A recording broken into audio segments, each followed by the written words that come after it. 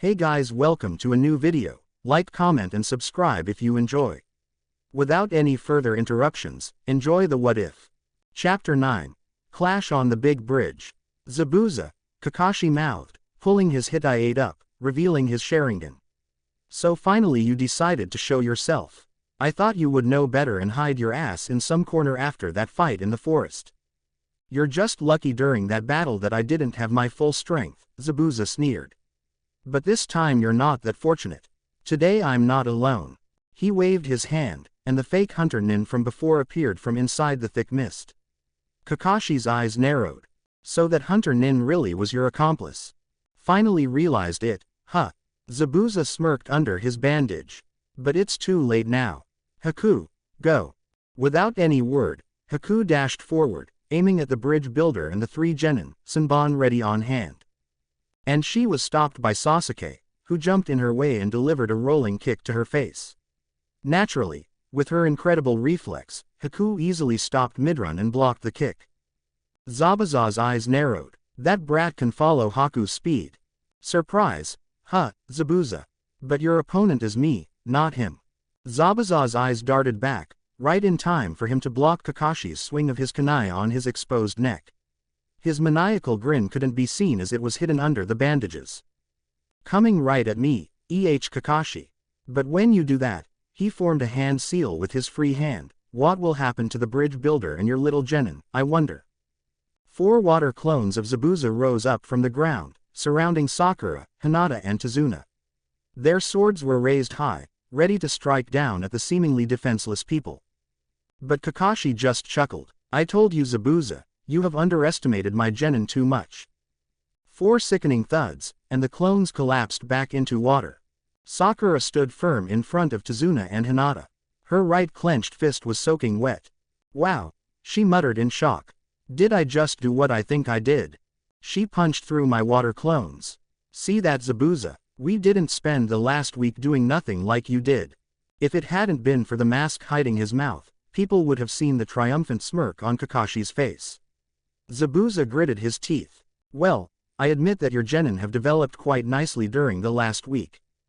But suddenly, his mouth morphed into a deadly grin under the bandage. But you are too naive to think that only you have improved. Zabuza jumped away from Kakashi, while weaving through hand seals in a much faster speed than he did before. Both of Kakashi's eyes widened. Oh shit, he also started going through hand seals, but Zabuza had nearly completed his own.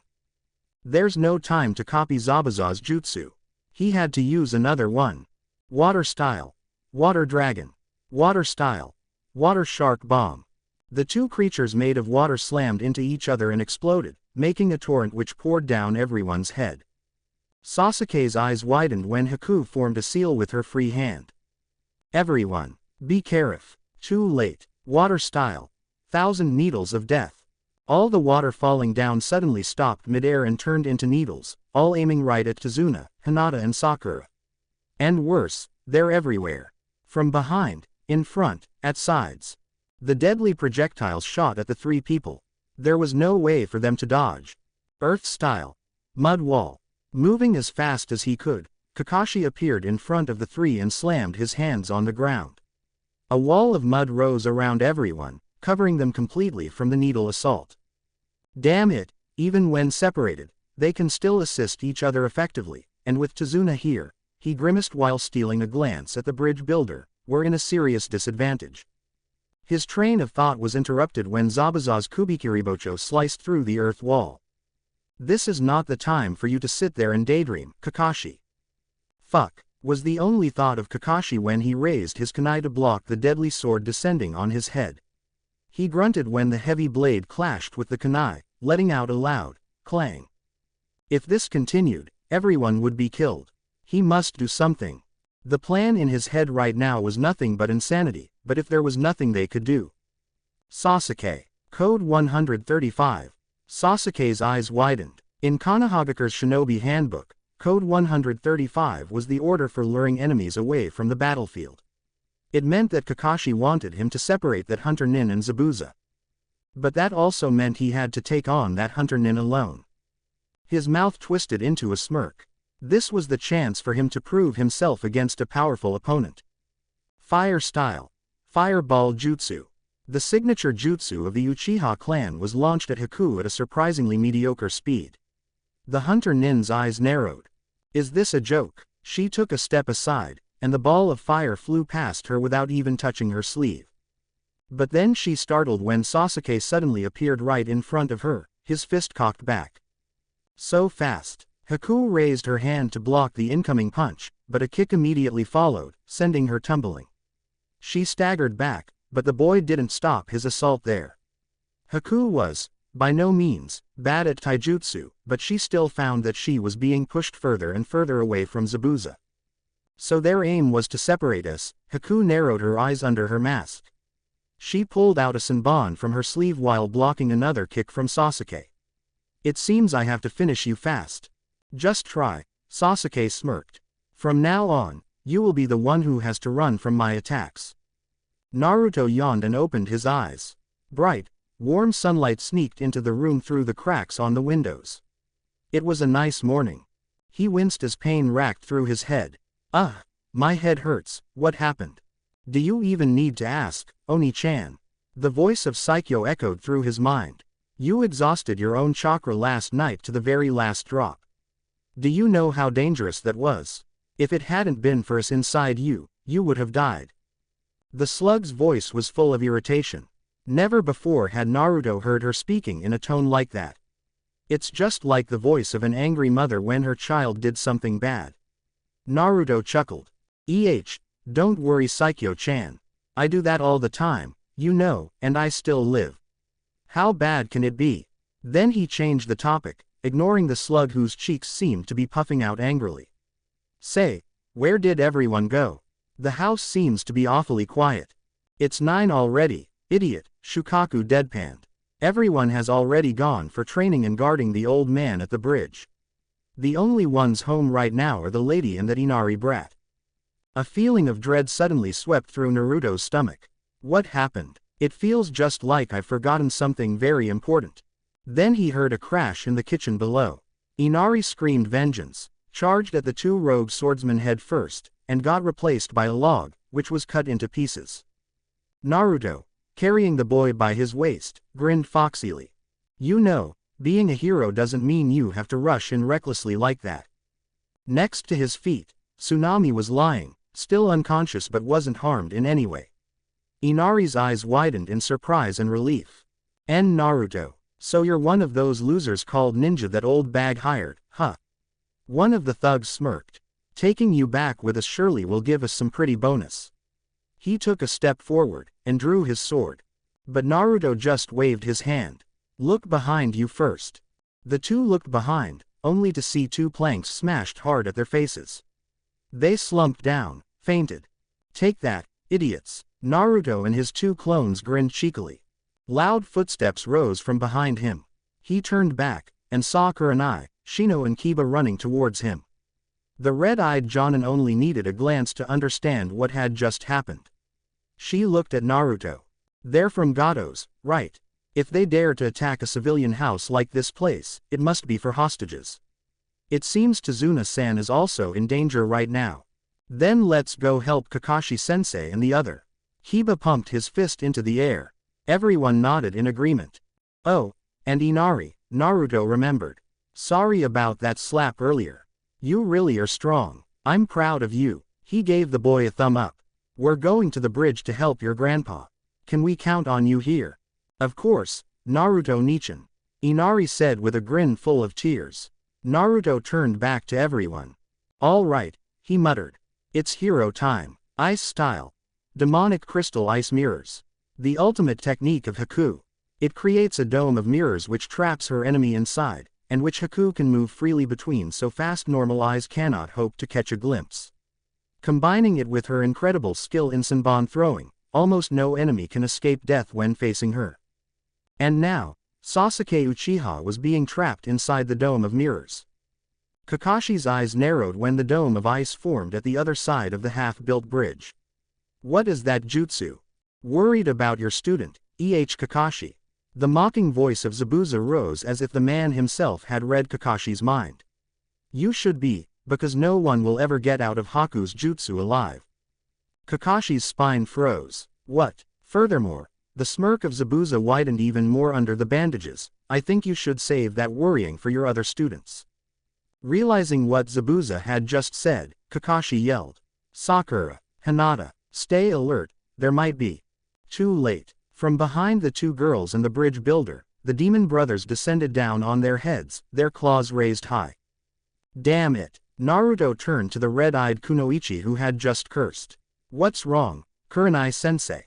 I just remembered that there has been no news of the demon brothers since we defeated them on the way to Waves, Kurenai muttered.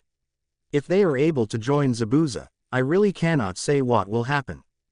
Naruto's heart jumped. In his timeline, Kakashi defeated those two in one hit, and they hadn't been hurt again since then. But what if they showed up again this time? I don't understand why you're so scared, he heard Isobu snorting. During my time in Kurigakure, I hadn't even heard of them. With those cannon fodders, how bad can it be? Speaking of Kurigakure, Kurama added, you always say that you will save Haku and Zabuza, but do you have any plan of how to do that? Nope. The thought of Naruto was too cheerful to be a denial. Kurama facepalmed. Why do I always have idiots as my Jinchuriki? Hey, I'm not that bad. Nah, don't worry, they'll become your friends after you beat their asses off. Maybe some full power chakra beams of total destruction will help. Chome waved him off. Everyone stared at the beetle. What? That's how magical girls do when they want to befriend someone. Naruto silently made a vow to never let Chome and his children in the future go anywhere near manga or anime when they're together. It turned out that Isobu was too optimistic. The demon brothers, though not being as powerful as Jonin like Kakashi or Kurenai, were still at Chunin level. Cannon fodders are not, they're still forces that would give Genin a hard time fighting. And facing them right now was Hinata, who was a shy girl who didn't like fighting, and Sakura, a still fangirl who had just started training seriously for about a week. Obviously, that didn't go so well. Had it not been for Hinata's Byakugan, which has the ability to see everything around their user, the two girls and the bridge builder would have been killed. Tazuna being there put them in another severe disadvantage. Being a mere civilian, standing in the middle of a ninja battle means putting yourself in danger of being killed or maimed brutally. The fact that he was the reason for that ninja battle didn't help, either. Therefore, what seemed to be the battle between the two missing nins and the two Genin Kunoichi was only the two Kunoichi jumping and rolling and running around, trying desperately to avoid the ruthless assault coming from the huge gauntlets of the two masked ninja while holding the bridge builder out of their reach. Some kind of gross purple liquid was dripping menacingly from the claws onto the ground. Whatever it was, Sakura wouldn't want to touch it, or let it touch her. She jumped back, pushing Tazuna out of the way when the deadly poisonous claw aimed right at the bridge builder's face again. I'm scared, Sakura thought, her legs trembled. I'm not as good as Naruto or Sasuke-kun, am I gonna be killed here? She could feel fear starting creeping into her spine. It's not like she couldn't fight, but all the battles before were just normal sparring between classmates or teammates. She had never had a real fight in her life. Her fists had power, but that's all they had. All the training from Kakashi only helped her increase the strength of her body, not her battle experience. And right now, she was facing an enemy with a weapon designed to kill. What am I going to do now? Luckily for her, she didn't have to do anything. What's the matter, little girl? One of the missing nins taunted while swiping at Hinata's face. Too scared to even fight back a little. Yes, Hinata was scared. Of course she was scared. This was the first time she had to face an enemy alone. The last time, she had had Kurenai-sensei and her friends Kiba and Shino next to her, always ready to back her up. Right now, Sakura had her own enemy to deal with, and behind her was a trembling bridge builder she had to protect with her life. This time, she was all alone. No one was here to help her. Even if there was someone, she would be dead before they arrived. Hinata. The girl startled when Kakashi's voice reached her ears. You are not weak, the Sharingan master yelled while struggling against Zabuza's huge sword. You just don't want to fight because you don't like hurting people. But if you continue holding back, someday you won't be able to even protect the ones you love. Hinata's eyes widened. The ones I love. Oh. Flashback. Hinata let out a deep sigh after finishing her basic kata for Juken. She relaxed her body, and sat down on a log nearby. The training sessions of Kakashi during the week were nothing but brutality. The Jonin had forced them to push through their limits, and although it hurt a lot, their bodies all became stronger, faster and more flexible than before. However, whenever it came to sparring, Hinata was still the worst. Her attacks, without applying chakra, were just harmless slaps. She just couldn't steel her heart enough to use Juken on another person, let alone on her friends when they trained. Her mind and her soul just weren't ready for hurting people. Today, Kakashi-sensei had told her that she could take a rest. She was even excused from guarding duty at the construction zone. Never before during the week had the Jonin allowed anyone to rest like that. She thought of everything that happened. She thought of how useless she was during the fight with Zabuza in the forest. Could it be that, because of that, Kakashi-sensei didn't want her to fight anymore? Could it be that, she was too weak, she was not material of kunoichi at all, just like everyone said? Unable to hold herself together anymore, Hinata burrowed her face on her hands, and started crying. Hinata-chan. The girl almost jumped when Naruto's voice rose right next to her ear. Naruto-kun, she squeaked, wiping her eyes quickly with her sleeve, but the damage was already done. The blonde stared at her tearful face and frowned. What happened, Hinata-chan? Why are you crying? Did someone hurt you? No, it's nothing. She tried to scurry away from the boy, but all her efforts were in vain. Naruto grabbed her arms and pulled forcefully so that they were facing each other. Hinata-chan, you cannot lie to me. It's clear to me that you're sad about something. Please tell me, I'll help you if I can. I don't want to see you crying like this. Blue stared into white, and for a second, Hinata felt like something broke inside her. She broke into tears again. Warm, salty drops drenched her coat. I can't do it, she said between sobs. I cannot fight at all. Whenever I try to do something good, I end up being everyone's nuisance. Everyone was right. I'm just too weak. I don't deserve to be a ninja. Too busy crying, she didn't notice she had slumped onto Naruto's chest, wetting his shirt in process. She could hear someone called her name, Hinata-chan, Hinata-chan, but she didn't care. After letting out all her frustration, pain and despair, she thought the world was going to collapse around her. Hinata Hyuga, you are going to listen to me right now. Hinata was so shocked she stopped crying. Naruto-kun. Hinata, Naruto said, and Hinata realized he didn't use the usual honorific. I don't believe you are weak. I remember during the academy, you're one of the best girls in our class. How could you say you're weak? But Naruto didn't let her finish the sentence. Hinata, I know you don't like hurting people, but in the future, there will be some times you have to. When you're alone and your comrades are all disabled, who will protect them if you stubbornly refuse to fight like that? Then he chuckled. Besides, fighting isn't always bad. I used to be like you, but then I realized that sometimes I have to fight to protect the people I love. I remember when I first used the Shadow Clone Jutsu to protect Iruka-sensei from Mizuki, it makes me feel more powerful than ever. So there, don't hesitate when you have to fight to protect someone. Especially if they're good people who are in need of your help. Hinata was stunned. Never before had she considered that possibility. Or had she? Could it be that she had thought about it, but dismissed it because it contradicted her ideal? Since the Kumogakure incident, she had despoted fighting. She thought that because her father fought and killed the Kumogakure shinobi, her uncle Hizashi had to die. And since then, she had become scared of everything. The idea that hurting and killing people was bad was planted firm into her head, and made her a shy girl who never wanted to fight others. She stubbornly thought that if she fought, it would only lead to other people's suffering. And Hinata suddenly felt ashamed. Naruto-kun, the boy she admired and loved, the one who had suffered from abuses during his childhood, in which she observed but couldn't do anything to help, had always thought of fighting to protect others, while she, a girl born into the mighty Hyuga clan, had refused to fight only to run away from her past. Naruto-kun. End flashback. Oh. No, I will not run away anymore.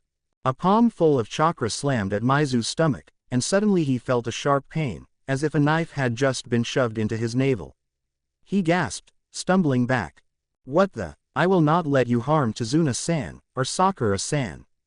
You're within my divination. Maizu lifted his head, and finally saw what he couldn't see earlier behind the thick mist screen. A pair of pure white eyes. No, you're, Hyuga.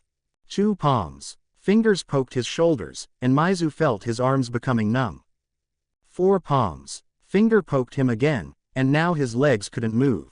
It's just like all his energy was sealed up completely in those limbs. 8 palms. 16 palms. 8 trigrams, 32 palms. Maizu's eyes rolled back into his head, and he slumped on the ground, fainted. Standing over his body was Hinata, whose white eyes were full of power and determination.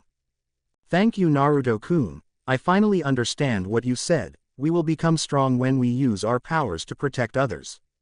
You bitch. What have you done to my brother? Gozu, who was fighting Sakura, howled like a wounded animal.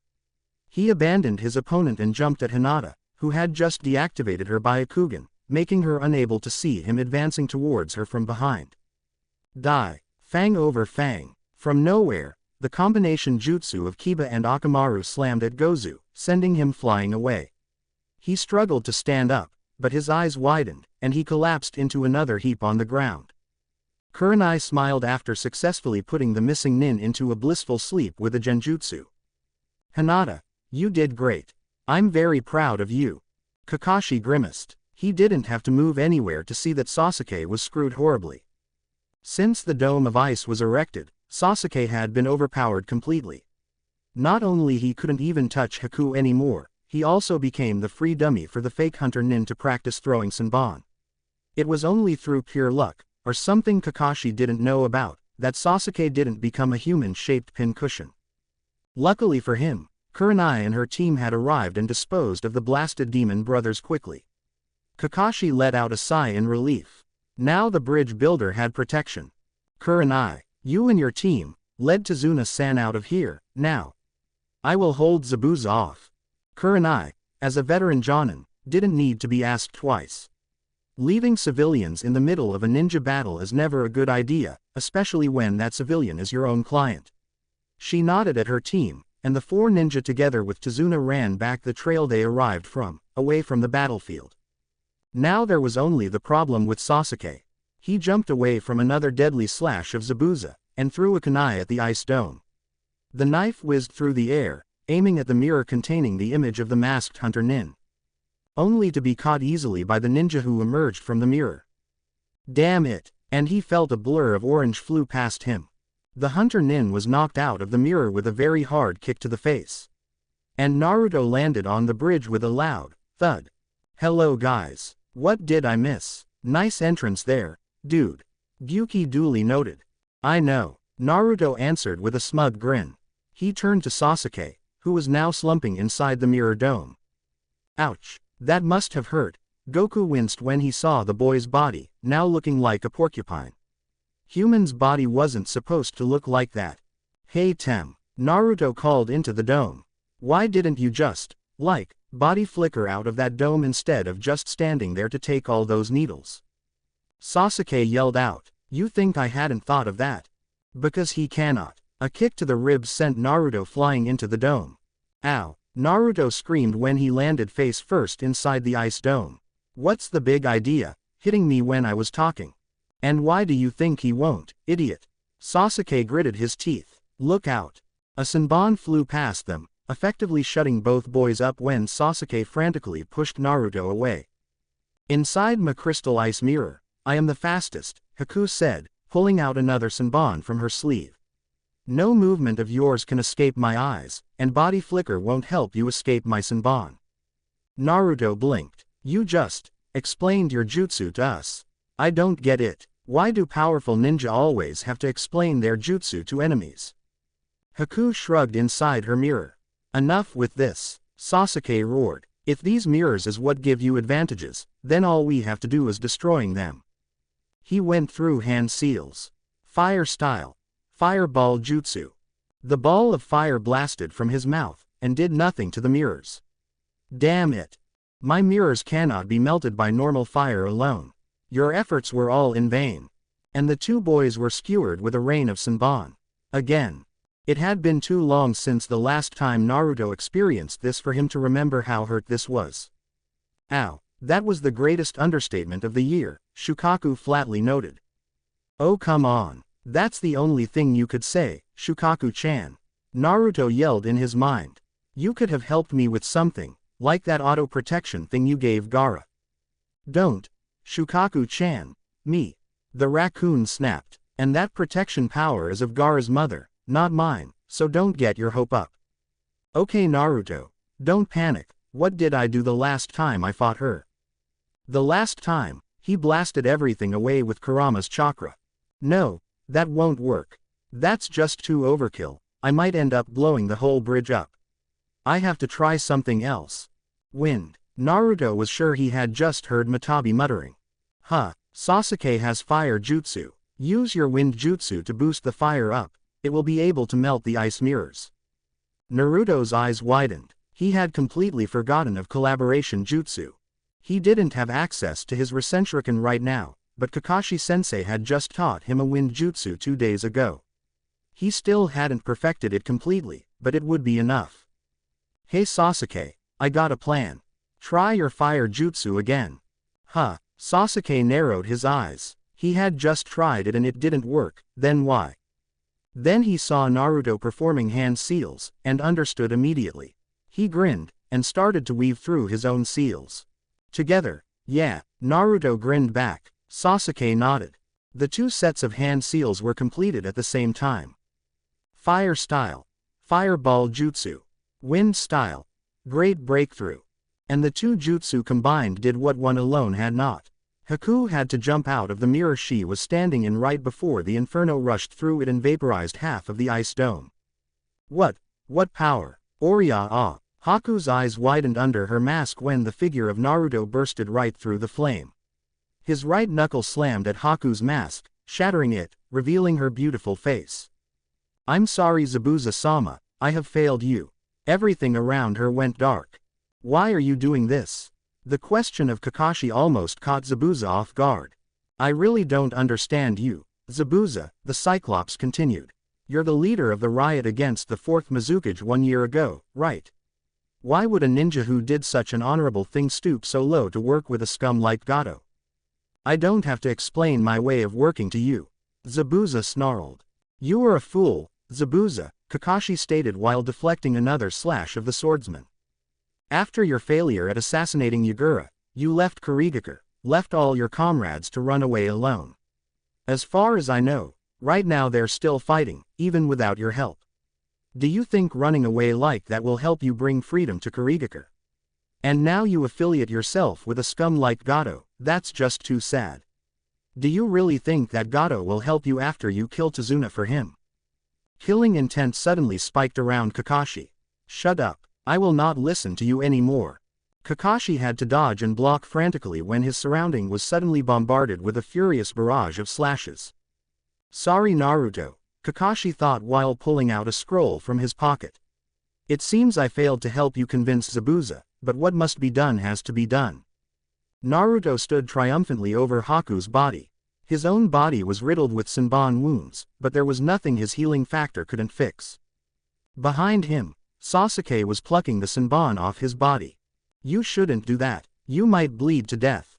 Naruto noted. Sasuke looked at him and scowled. This was nothing. Then Naruto noticed Sasuke's eyes. Oh, so you got your Sharingan, huh? Sasuke smirked. Yeah, it must have activated during the battle.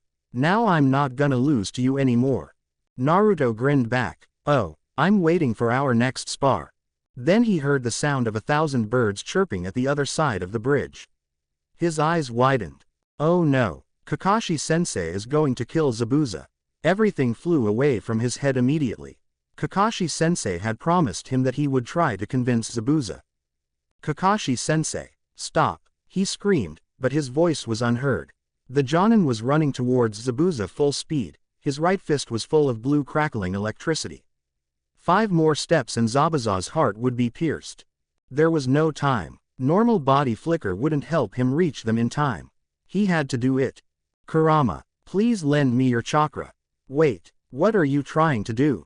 Kurama yelled when her chakra was pulled on rather forcefully, and started to form into Naruto's familiar golden chakra shroud. 3 more steps. With a kick to the ground, Naruto flew towards the fighting ninja in a yellow flash, sending a cloud of dust on Sasuke's face, leaving him coughing hysterically. He had to reach them before Kakashi's Reikiri connected.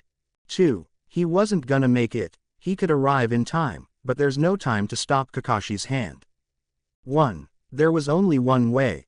He jumped into the way of Kakashi in front of Zabuza, and the whole lightning jutsu was shoved right into his own chest. Everyone was utterly shocked. Yes, everyone. Sasuke, Sakura, Kakashi, the tailed beasts, even Zabuza. Kakashi was the first one snapping out of his stupor. Naruto, he screamed, hastily pulling his hand out of his student's chest, but before he could do anything else for the boy, the blade of Zabuza had been swung at his neck, and obviously, it was going to cut through Naruto's body, too. And Kakashi saw red. Clang. The giant blade was stopped dead on its track by the metal plate on Kakashi's glove. His eyes were both locked at Zabuza's face with a glare full of hatred. A flick of his arm, and Kubikiribocho was yanked out of Zabuza's hand. The blade flew into the sky, spun wildly and stabbed into the bridge with a loud thud. Kakashi gently put Naruto down on the hard, cold concrete surface, and stood up, grasped the handle of the giant blade and snarled in a cold voice. I gave you a chance to back down, Zabuza, and you ruined it. Now prepare to face the consequences. Never before had Zabuza felt such a fear. Even before, when he had faced Yagura, the Sanbi Jinchuriki couldn't even compare to this ridiculous murderous intent from Kakashi right now. He tried to move, but his limbs felt like they had petrified. Kakashi-sensei, don't do it. The voice of Naruto coming from behind him made Kakashi stop. He turned back, and saw the boy standing up shakily. The wound in his chest was closing up quickly, and in 2 seconds, there was no trace of it left except a gaping hole in his shirt. Why? That was the only word Zabuza could choke out. Naruto smiled sadly. Because I believe you are not a bad person, Zabuza-san. Kakashi-sensei told me your story. A person who risks his life to free his village from a tyrant cannot be a bad person. Besides, I have only met Haku-chan twice, but she told me that she had a precious person whom she considered her father. That was you, right, Zabuza-san? I cannot let her last precious person be killed right in front of me. But hell, I think if she was awake, she would have done the same thing as me. Zabuza's eyes widened. The girl he had rescued from a devastated bloodline family with the intent to train into a weapon, she thought of him so highly, and yet, he was here, always thought of her as a tool, a weapon for him to use. He thought of everything Haku had done for him before. No one in his life had ever given him such a treatment. The image of Haku standing in front of him, her bloody chest having a gaping hole and an arm piercing through, suddenly flashed through his mind. What the boy said was true. If Haku was awake, that would be the thing she would do. He hung his head in shame. A drop of tear rolled down his cheek. Since he first became a shinobi, he had been taught that shinobi were simply tools for others to use. They didn't have feelings such as love or regret. They simply were killing machines, created to work for people with enough money to pay them. But right now, why was he shedding tears? Did that mean the devil of the hidden mist still had feelings as a human? More than ever, Zabuza wanted everything to stop. I surrender. Do anything you want. And with that, the battle in the bridge was finished. Naruto let out a sigh of relief. Right now I really want to hit you for pulling such a stunt with your own body, Kurama commented dryly, but it seems you did a good job there, Naruto. That was an extravagant praise coming from the nine-tailed vixen. Kakashi looked at the blonde boy. A feeling of pride started blooming in his stomach. Naruto, you really are the son of Minato-sensei. He reached his headband, pulled it down to cover his Sharingan up. His work was done. Fire style. Searing migraine. And suddenly, the whole bridge was lit up with fire. Chapter 10. Unexpected. Wah, what the heck just happened? Naruto coughed out. The heat around him was making it hard to breathe. Had it not been for Kakashi and Zabuza, with their incredible reflex of Jonin-level shinobi, conjuring walls of water around them right in time to protect the three of them, they would have been fried being hit by the fire blast directly. Leave it for later, Kakashi yelled. Are you all right? Sakura, Sasuke. I'm alright. The voice of Sakura rose up behind him. Haku. Zabuza also screamed. What about Haku? Is she okay? Over here. Sasuke's voice echoed through the fire screen. She's safe with me. Water style. Water stream. Zabuza bellowed, performing quick hand seals. A large stream of water blasted out of his mouth, which wasn't covered by bandages now, quickly extinguishing most of the sea of fire around them, leaving the bridge covered in a cloud of smoke. A mixture of anger and fear suddenly riled up inside of Naruto. It was not from the boy himself, but from a certain tailed beast residing in him. What's wrong, Chome-chan? Settle down, Naruto asked in panic, trying his best to calm his beetle friend down. It's him. The seven-tailed beetle snarled in a tone completely different from her usual cheery voice. It was full of rage, and there was a hint of fear too. I can never forget this chakra signature.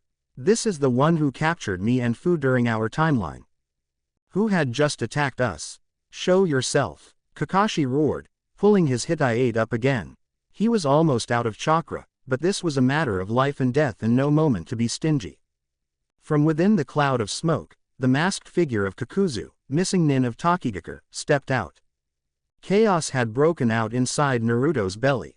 What the fuck? What the fuck? Shukaku screamed, while running around hysterically in a speed quite fast for a chubby tanuki like her. Why does the Akatsuki decide to strike so soon? Shukaku, calm down. Isobu snapped. Shukaku turned back and grabbed the turtle's head, pulling him close to her face. Calm down. You're telling me to calm down. That man is a member of the Akatsuki, and right now we're stuck with a Naruto who doesn't have any useful jutsu, and cannot even use our power properly. We're dead. Shukaku's right, Gyuki said grimly.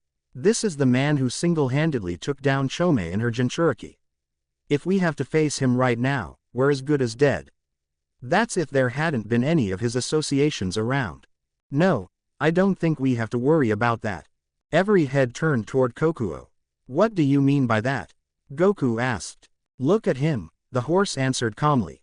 If he's in the Akatsuki, he has to be wearing their signature cloud-shaped cloak, but now he's not. Therefore I assume that he's not in the Akatsuki, at least not yet, and we won't have to worry about his partners. But even so, he will be one of the Akatsuki, Kokuo ni, Matabi noted. He is still a very powerful enemy, and Naruto isn't prepared for an opponent like him. I know, Kokuo agreed. It seems his target wasn't Naruto, though. Kakashi Hatake, the copy ninja, and Zabuza Momochi, the devil of the hidden mist, Kakuzu drawled, cracking his neck menacingly. It seems that Midget didn't give me false information.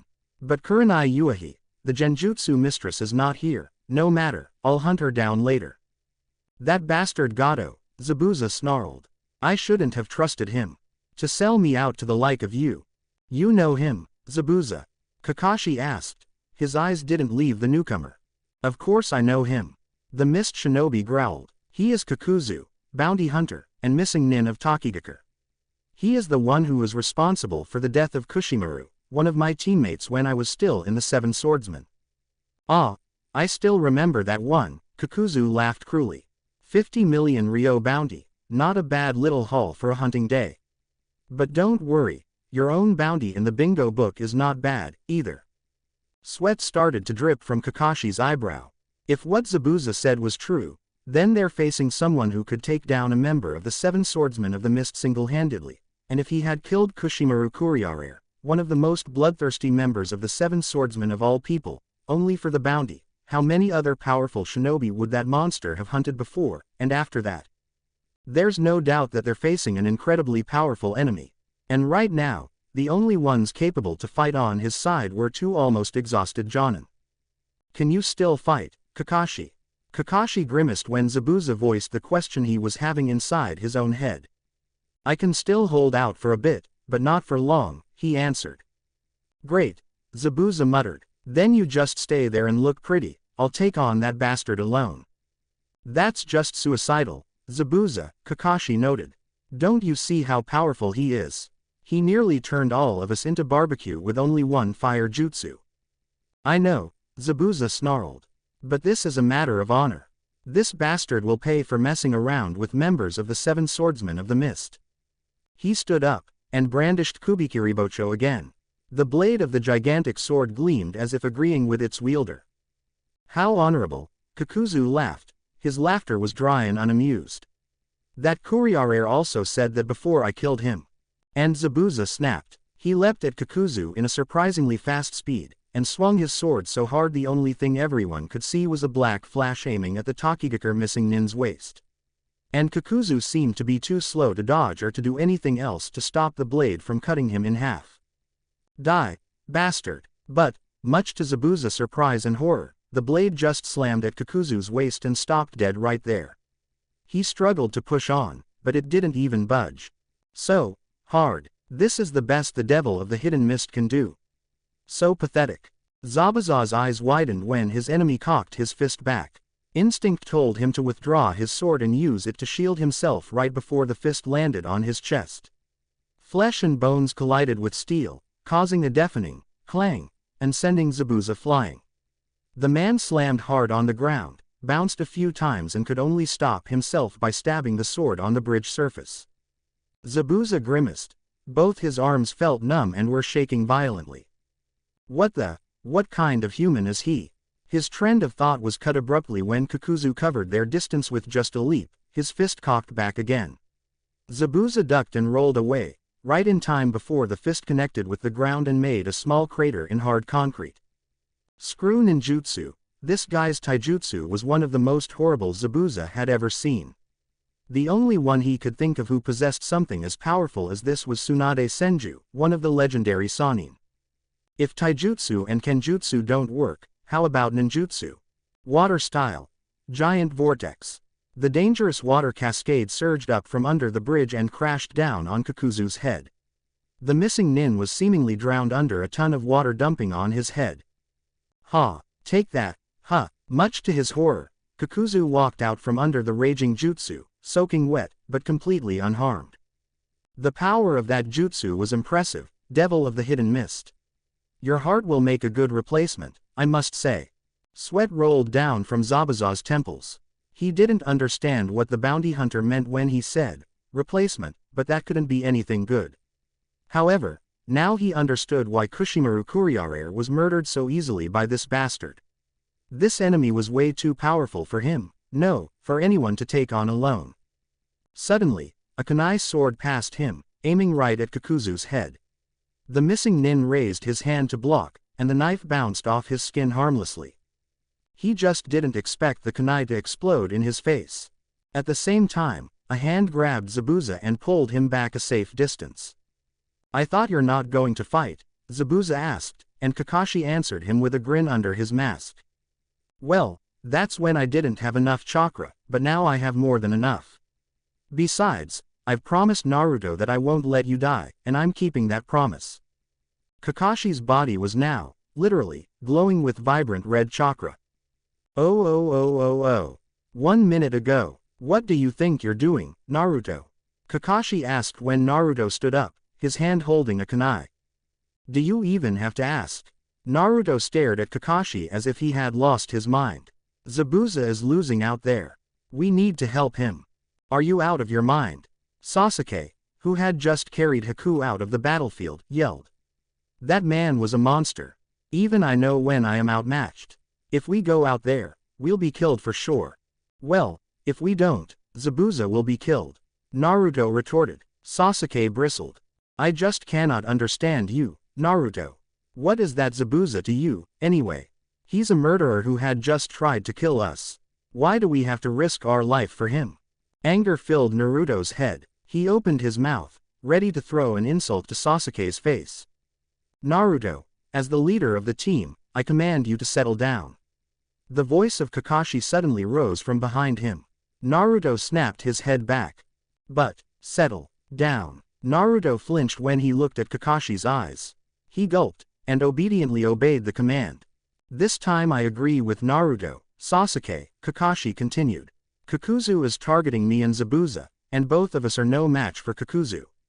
If we let Zabuza fight alone, we'll all be killed. We can only stand a chance if we cooperate with Zabuza. So I'll go out there, and you guys stay back. This is not a fight you can take part in. He pulled out a soldier pill from his pouch, popped it in his mouth and stood up. This is not much, but it will have to do. Then he felt Naruto tapped his shoulder. Suddenly, a rush of chakra surged through his body. It raged through every inch of his chakra pathway, but it didn't hurt. It was warm and lively, and incredibly powerful, too. Kakashi felt his body refreshed completely, and stronger than ever. "Sensei," the boy behind him whispered. "Stay safe, and win for me." "And Sensei, 5 hearts." Kakashi nodded, despite not understanding what the boy had just said. He stood up, and leapt towards Zabuza and Kakuzu. He didn't see Sasuke looking at Naruto with narrowed eyes. Oh. So you're here to lend me your pity." Zabuza scowled. It's obvious he wasn't thrilled with the idea of being saved by his enemy. "You can kill me for that later, Zabuza," Kakashi answered. "But right now, what we must focus on is Kakuzu if we don't want to be killed."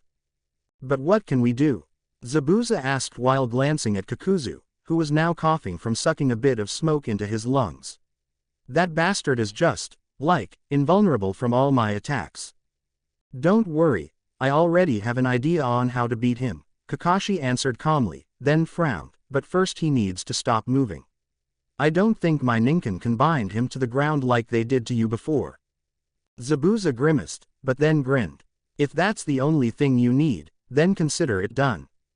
Kakuzu raised an eyebrow when Zabuza, once again, faced him alone.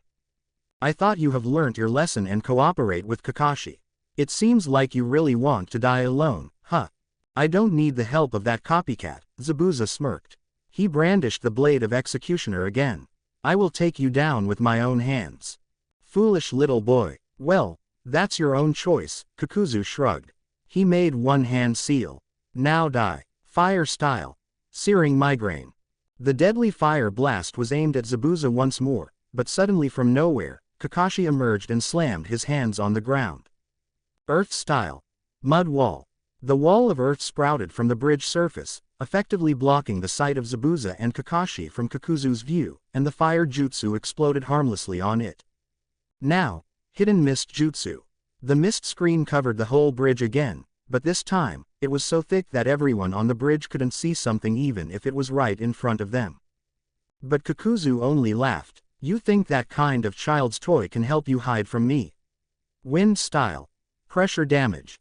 Wind style. A tornado much stronger than that wind blast of Naruto before exploded from Kakuzu's body, throwing all the genin off their feet and clearing the mist screen away. It also revealed a surprised Zabuza who had just got to Kakuzu's place with his sword crashing down at the tacky missing nin. Naturally, he caught the blade with his hand just like before. This is getting old, but now, it's over. The extremely powerful punch finally connected with a sickening thud, and Zabuza let go of Kubikiribocho, coughed, and collapsed to the ground. And turned into water. What? A water clone. Another Zabuza was right behind him. Yes. Now, fly. With a mighty roar, Zabuza slammed the flat of his blade at Kakuzu's face, hard, and the bounty hunter was sent flying away like a baseball. His body soared across the sky about 60 meters, and fell into the water of the river with a loud splash. Everyone winced. Naruto facepalmed. "Yeah, home run." Gyuki hollered inside Naruto's head. "That's just humiliating," Sasuke noted. Sakura nodded in agreement. "Yeah, invulnerability or not, that must have hurt." Kakuzu's head emerged from underwater. "You've done it, brat," he growled, pushing himself up on the water surface. "There's no way I'm going to hold back any more after this." "Hold back this." The voice of Zabuza suddenly rose up behind him. "Water prison jutsu." Kakuzu snapped his head back, but he was not fast enough. The water in the river around him rose up, forming a hard, spherical cage around him, effectively locking all his movement. Kakashi. Now, from afar, Kakashi shot toward them like a bullet. His right hand was crackling with the familiar blue lightning of his trademark Reikiri. Kakuzu's eyes widened in realization. The Zabuza who had just smashed him into the river was also a clone. The hidden mist jutsu from before wasn't to hide Zabuza for the purpose of attacking, it was for him to make water clones to set up this trap. Squelch. The lightning blade pierced Kakuzu's chest cleanly with a gurgling sound. You think I didn't notice that? Kakashi said while pulling his hand out of Kakuzu's chest.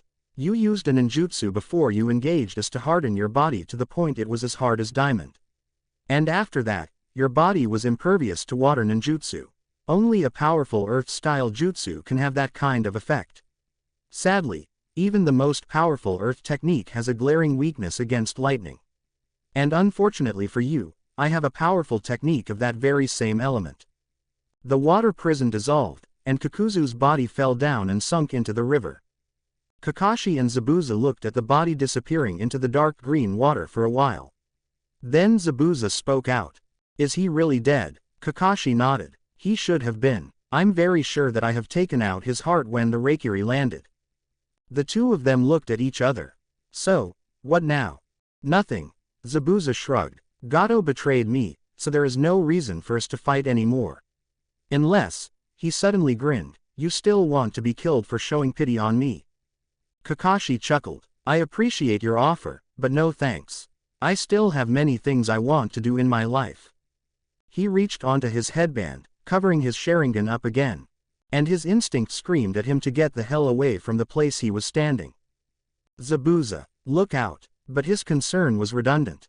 Feeling the killing intent himself, Zabuza had jumped away right before the water exploded violently below his feet with a loud, boom. Emerging from underwater was Kakuzu, but he looked nothing like he had been 1 minute ago. His body was now taking a monstrous form with black tendrils piercing through his skin, forming grotesque tentacles on his back and below his neck. At the places where should have been his shoulders lay two strangely looking masks, and next to them, there were two gaping holes with the seemingly fragments of two other masks, from which a disgusting looking substance was leaking out. What kind of monster is he? That was the thought both Kakashi and Zabuza was sharing. What looked like a mouth in Kakuzu's real face, which settled in the middle of the two masks, cracked open with a snarl. You two bastards destroyed 2 of my hearts, you will pay for it, with your own. 2 of my hearts. Now Kakashi understood what Naruto meant when he said, 5 hearts. Because of having more than 1 heart, he couldn't be killed with a normal attack to the heart like other human beings. The mouths of the 2 masks on his shoulders opened, and Kakashi suddenly felt a thrill of foreboding. Fire style. Searing migraine. Wind style. Pressure damage. The 2 familiar jutsu were casted once again.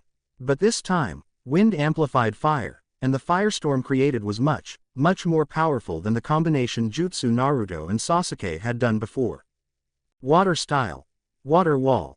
Zabuza cried out desperately, and a large wall of water was erected around the 2 shinobi, but the effect was just trivial. The raging flames swept across them, and the water barricade was only barely able to hold on. In just a second, the river was bathed in a sea of fire. Kakashi let out a choking cough. The heat of the fire and the steam coming from the water under his feet were making it very hard to breathe. Then suddenly, from inside the flame, tendrils shot out, aiming at Kakashi and Zabuza's faces. Fuck! The 2 ninja cursed, swinging their sword and kunai to cut the black threads, but even more of them shot out, restraining their hands and tying them up completely.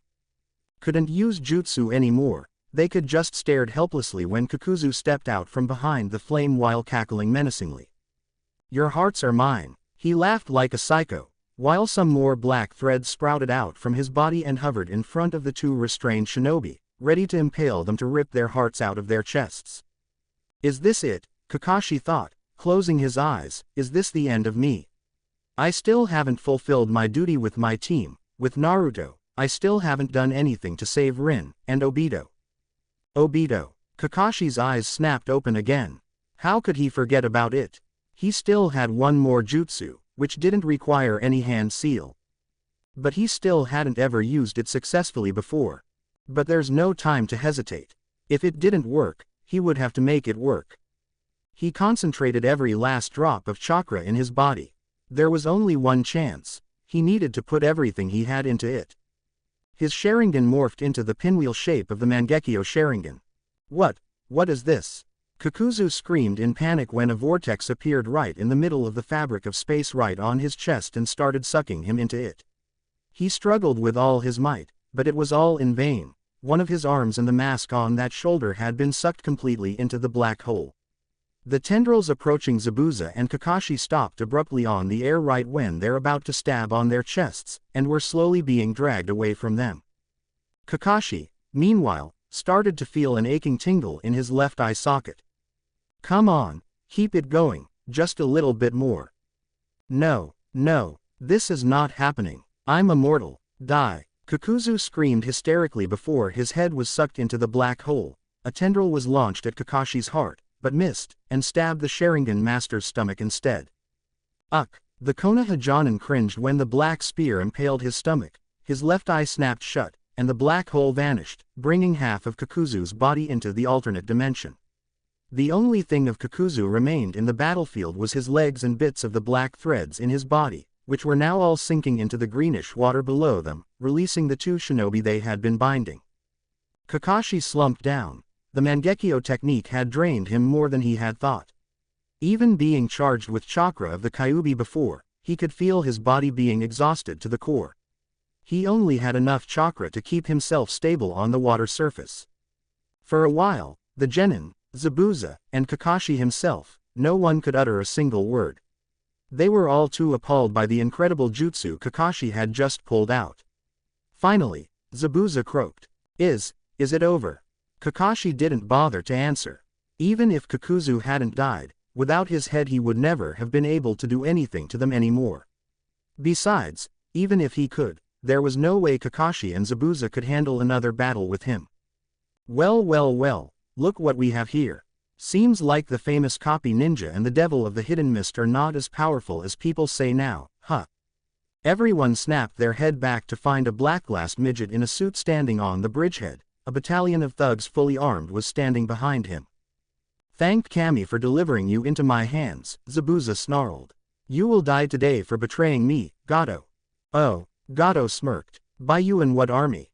An arrow stabbing the ground right in front of his face answered him. "How about this army?" A voice echoed in the air from the other side of the bridge.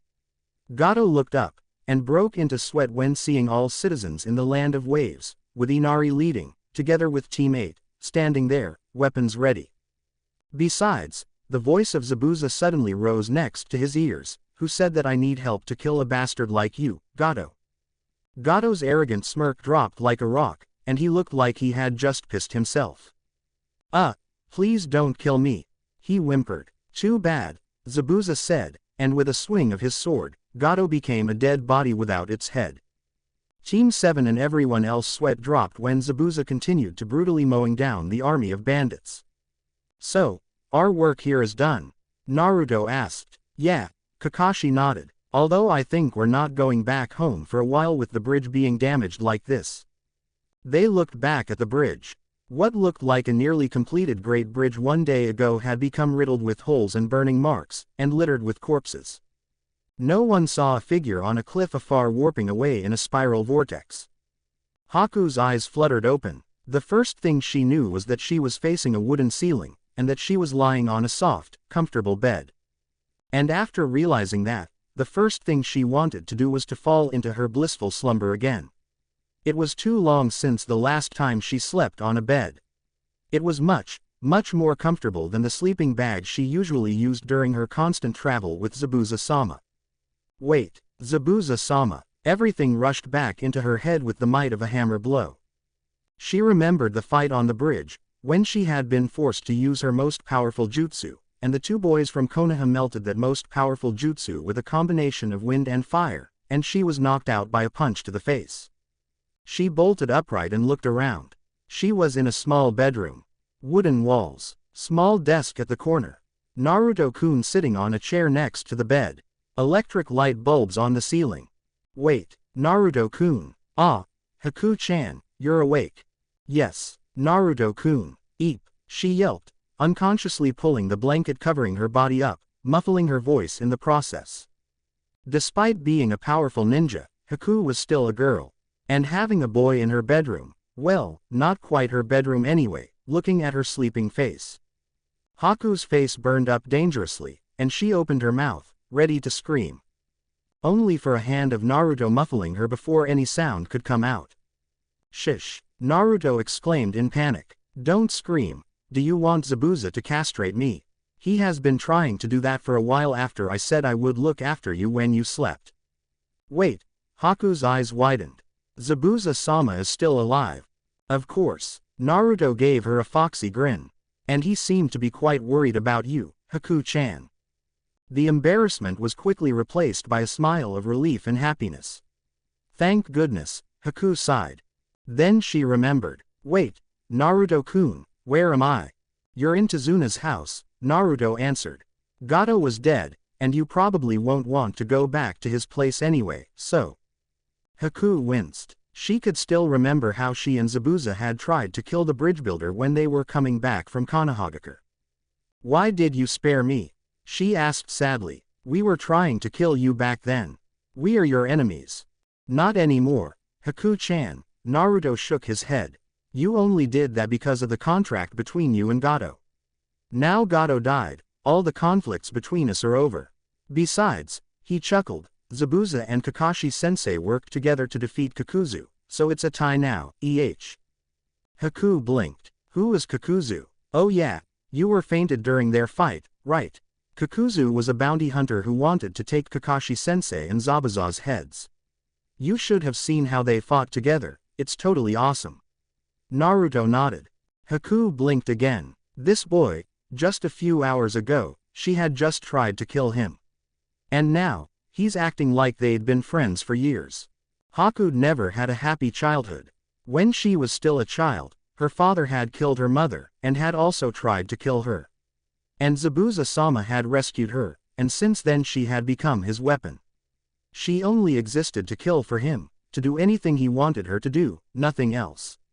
She never had a friend, and she didn't understand what it would feel to have a friend. Inside her mind, there was only Zabuza-sama, and she would do anything to satisfy him. But now, having the blonde boy in front of her talking to her casually with a huge grin on his face, she felt a strange sensation blooming inside her heart. It was warm. Is this the feeling of having a friend? But I don't deserve to be your friend, she voiced her thought unconsciously. Kaya. Her voice was cut off abruptly by Naruto wrapping his arm around her waist. Silly Haku-chan, he grinned foxily. I don't care whether you deserve to be my friend or not. The only thing I know is that I want you to be my friend, and that's enough for me to accept you. Now, stop moping around and come downstairs to eat, everyone's waiting. Then he dragged her out of the bed, despite the poor girl's frantic struggling. Everyone was standing in front of the newly completed bridge. With the help of Zabuza and the shinobi of the leaf, the bridge was completed in only a few days. And now, it was time to say farewell. I'll miss you, Naruto-nichan, Inari said while balling into Naruto's shirt, which was now replaced as his old one had a hole on it during the battle. Naruto grinned, although his eyes also had a shed of tears. Don't worry, I'm sure we will meet again someday. Until then, he gave the boy a wink, make sure you become strong to protect everyone here, promise. Promise, Inari answered with a huge grin on his face. While the children sharing their tearful goodbye, Kakashi looked at Zabuza. So what are you going to do now? Zabuza shrugged. I don't know. Maybe I'll try to lay low for a while. I'm starting to feel tired of all the meaningless fighting. Besides, he chuckled, I have the duty of a father to fulfill now, after all. He rubbed Haku's hair, who was now blushing from happiness and embarrassment. Oh, Kakashi smiled. So the deadly devil of the hidden mist has become a harmless puppy now thanks to a little girl, Say that again, and I'll show you harmless, Zabuza growled, though his voice was more playful than menacing. Leaving the two adults there bickering, Haku walked towards Naruto and his friends. The others still cringed a bit when she got near them, but she let it slide. Obviously, it's not easy to forgive someone if she had just tried to kill them before. So, I guess it's goodbye now, huh? Naruto looked at Haku's eyes and sighed. Yeah, Haku nodded. It's sad I could only be your friend for a while. Don't be silly, Naruto grinned. Once a friend, forever a friend, haven't you heard that? Oh, maybe you don't, but don't forget it. Even if you're far away, you'll still be in my heart. Haku smiled. When she smiled for real, she looked so cute. Thank you, Naruto-kun. Then she did something no one could ever expect. She grabbed his cheeks, and kissed him on the lips. Naruto's brain went numb as if it was dumped into a pit full of ice. Then he felt massive killing intent exploded behind him. He turned back, and saw Zabuza standing right next to him, Kubikiribocho raised high, and a demonic aura cloaking his body. "You'd better run, brat." Naruto didn't need to be asked twice. "Well, at least this time your first kiss was not from a boy," Kurama snickered inside his head. "Shut up, Kurama, heel." Meanwhile, Kiba and the others had to try their best to restrain Hinata when a similar demonic aura started flowing out of the white-eyed girl. "Goodbye everyone. Goodbye Konoha Shinobi. Thank you so much for helping us." Eyes of everyone in the Land of Waves followed the back of the two Konoha Shinobi teams until they disappeared behind the forest. "Those children are awesome," Tazuna murmured. "I can't believe one so young could change people so much. The whole Land of Waves is united now, and it's all thanks to that boy." "Yeah," Zabuza nodded. "They're just normal genin now, but I can see they will become legends in the near future." "So what should we name this bridge anyway?" someone in the back yelled. Tazuna shook his head. "Don't worry everyone, I think I have found a perfect name for the bridge." "What is it?" someone asked loudly from the crowd. Tazuna grinned. "The Great Naruto Bridge. We've finally found you, Zabuza-san." Zabuza narrowed his eyes when the three Anbu of Kurigakure dropped down to the ground in front of him. He reached the hilt of Kubikiribocho on his back, but a masked shinobi in front of him raised his hand. "Please wait, Zabuza-san.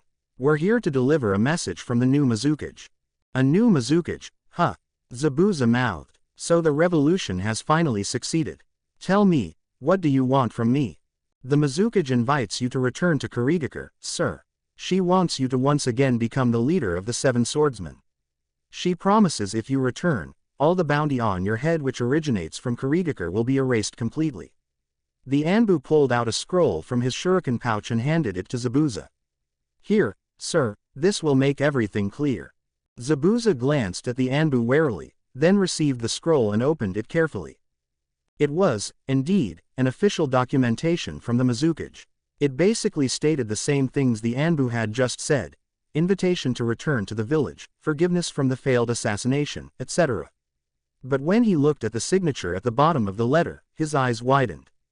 The name in the signature was made Terumi, with a tiny symbol of a heart at the tail of the last I. She only used that signature in letters for her close people. The letter in his hand couldn't be of anyone else but her. Mei-chan. Haku. He rolled the scroll closed, and looked at his newly adopted daughter, who was standing next to him, with a smile. "Get your luggage ready, we're going home." Thank you for watching. If you enjoyed the video, be sure to like, comment and subscribe, as well as checking out the author on fanfiction.net.